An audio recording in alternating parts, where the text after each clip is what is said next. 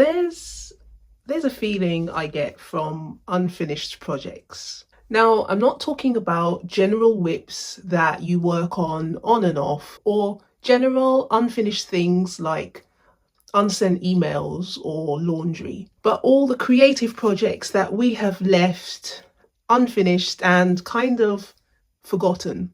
I know that feeling well because there are unfinished projects stored in dark corners all around this room.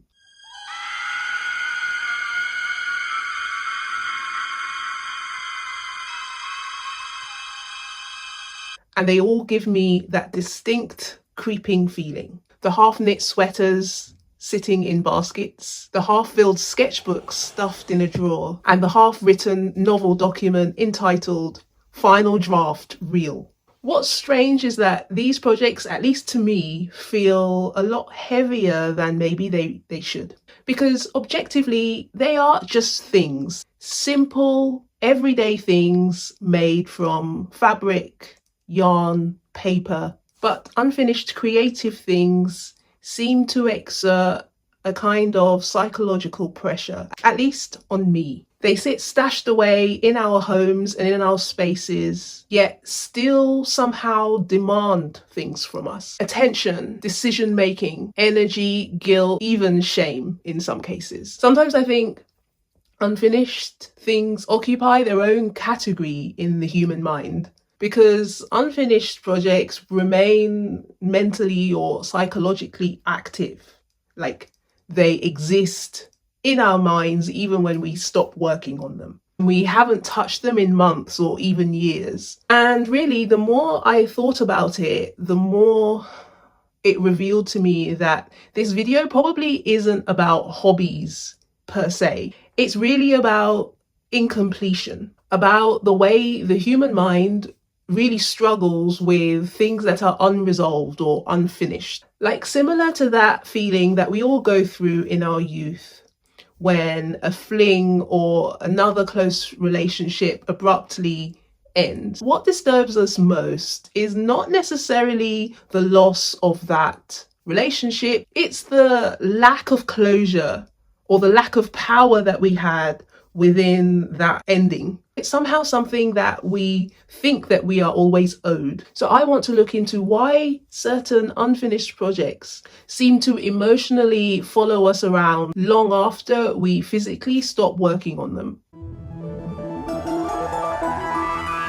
I think the first thing worth asking is, why do unfinished creative projects feel different from other unfinished tasks? So most people don't feel existential dread when they leave dishes in the sink, but somehow an unfinished creative project can sit in the corner radiating this emotional tension for months. Because I think creative work functions differently psychologically. Most ordinary tasks have a clear purpose, a clear endpoint, and a defined metric of success. You answer the email, you do the dishes, you pay the bill. Creative projects don't tend to work like that. Creative work is often unstable, emotionally unstable, because the endpoint is ambiguous and the outcome is much closely tied to our own identities, or how we would like to present ourselves to the world. A finished sweater becomes evidence. Evidence of the skills that we possess. Evidence of our tastes. The sweater may also display the discipline and hard work that we have put into our hobbies. Creative work can also expose the self-judgment that we bring to our own pursuits in a way that maybe ordinary tasks do not. So as long as projects remain unfinished, it still exists in a state of possibility and uncertainty. The sweater sitting unfinished in the corner could still turn out beautifully. And this is one of the reasons that I think that creative work, or unresolved creative work, is incredibly difficult for the human brain to ignore. There's a psychological concept called the Zeigarnik effect. a concept first noted by Russian psychologist Bluma Ziganik, who initially observed waiters and found that they tended to remember unresolved tasks or unpaid bills much more clearly than resolved bills and resolved tasks, showing that perhaps unfinished tasks remain psychologically active in the human mind much longer than resolved tasks. Once I read about this, a lot of human behavior surrounding unfinished tasks began to make a lot more sense, because unfinished tasks seem akin to open tabs in the brain. They're not constantly visible, but they're never fully gone from our consciousness. And as someone who always has lots and lots and lots of tabs open on their own devices, I'm not quite sure what that says about the state of my mind.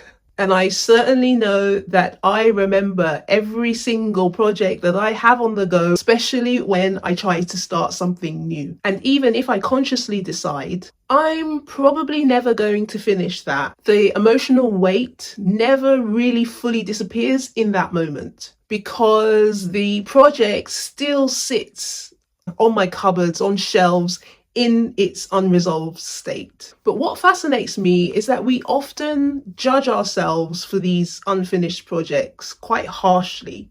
We think, I haven't finished that project because I'm lazy, I lack discipline, I'm fickle, I never finish anything. But I'm not entirely convinced that that's what's happening. I think unfinished projects create a kind of obligation. The moment we begin something creative, it's like we begin a kind of contract with ourselves. We get excited about the project, and in turn that generates momentum, expectation, responsibility to finish, and imagined completion. But that responsibility that we have with ourselves to finish the project doesn't just disappear the moment that our attention or our passion towards the project wanes. We already know that the project remains unfinished. This means that psychologically, part of the brain still continues treating the dopamine hit we got from starting the project and completing the project as still pending.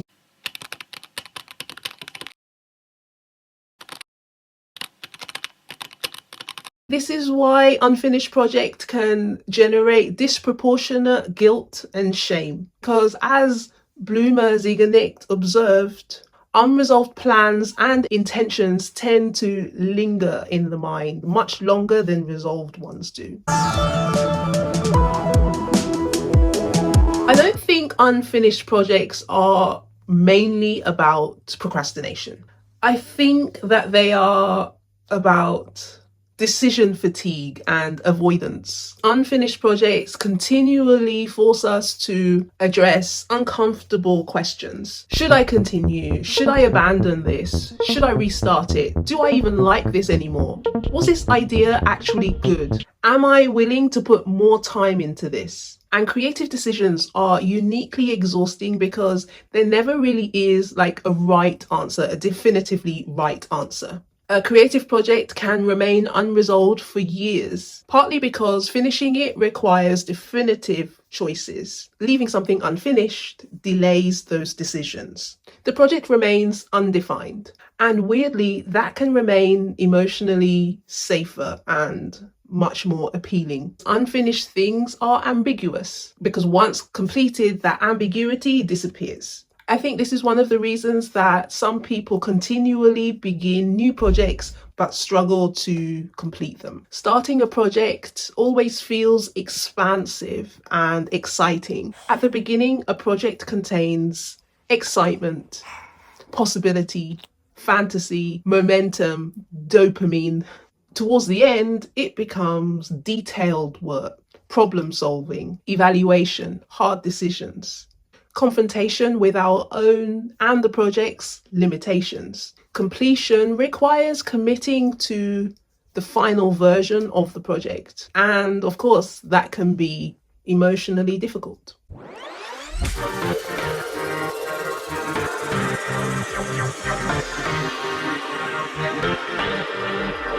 Before we continue, I'd love to hear your own personal stories and experiences. Because if it's one thing I've learned, it's that unfinished projects aren't just about yarn, sketchbooks, paper. They're about the hopes, expectations, and versions of ourselves that we have attached. So I'd like to ask you a question.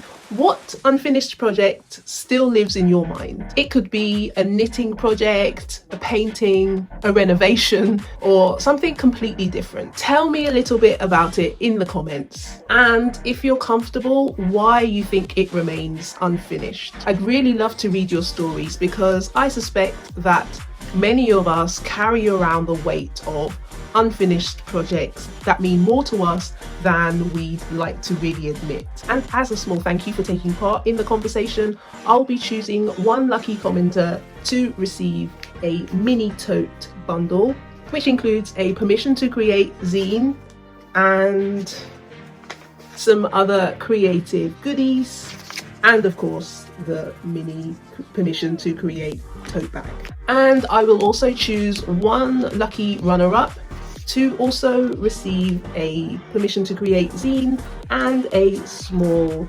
bundle of creative goodies as well. So I'll be choosing 2 winners who will be announced during my episode aired on Tuesday of July. So you have 2 weeks to get your stories into the comments. Full giveaway details will be included in the description of this video. Now let's get back to unfinished projects and why they're so difficult to let go of.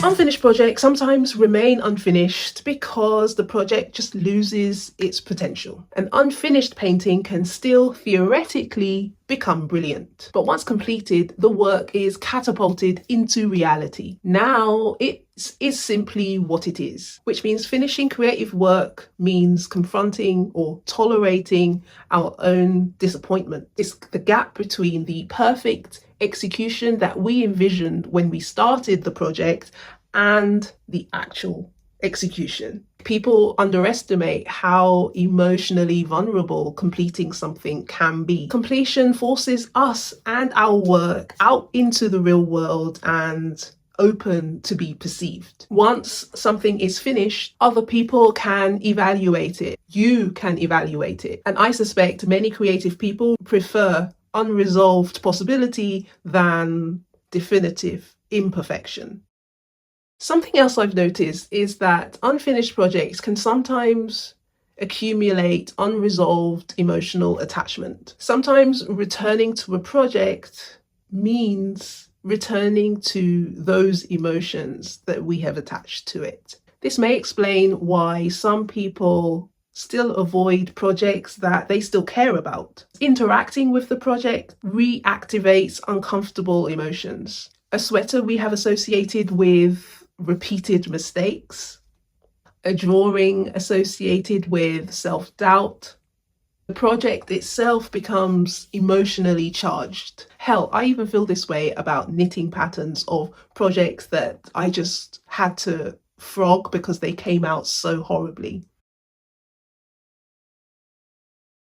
Because creativity is so intertwined with self-perception, those feelings can become surprisingly intense. This is why sometimes starting a new project can become emotionally easier than returning to an old project. A new project feels emotionally clean. No emotional residue or accumulated frustration. No previous failures associated with it. Just possibility and enthusiasm and dopamine. And sometimes we underestimate just how much emotional management creative work involves. We rarely witness the invisible reality of creative practice. So people internalize the distorted images of creativity that we see on social media.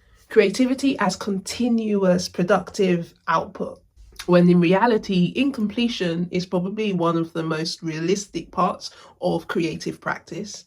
Most ideas do not become finished projects, and most experiments do not become masterpieces. And maybe unfinished projects feel emotionally heavy because they make us confront the messy reality of how creativity actually works. It's chaotic and tends to happen in bursts and in fragments, or in cycles of obsession and abandonment, and not really like anything we're ever likely to see or record for our aesthetic social media profiles. One of the reasons why incompletion disturbs us so much is because modern life is so completion oriented. We value productivity, achievement, outcomes, finished results. But creativity often doesn't function that way. Not every creative act needs to justify itself through completion. I wonder if unfinished projects feel heavy, partly because we struggle to appreciate forms of effort that do not resolve into visible metrics of success. A half-finished scarf still involved time, effort, skill, learning, and that effort just doesn't disappear just because we didn't actually see the project through to completion. Maybe creativity is healthier when it is understood less as production and more like interaction. Not every creative act is meant to become permanent. Some projects are experiments, some are obsessions, or some are temporary fixations. So perhaps in treating every unfinished project as evidence of failure, we misunderstand what creativity actually is. Sometimes I think unfinished projects are like old photographs. We keep them not because they show us who we are right now, but because they remind us of who we were at a particular snapshot of our lives. They become records of our own enthusiasms and passions, evidence of the many lives that we imagined for ourselves. And maybe that's just part of growing. After all, creative life is not only made up of finished things, it's also made up of experiments, side quests, and unfinished projects are a part of that story too. Thank you for sitting with me today. I hope you are well, and I look forward to reading your stories down below. And good luck to you all. I will be picking 2 winners for the giveaway in 2 weeks. So get your stories into me and let's celebrate our unfinished projects. I'll see you in the next one. Bye!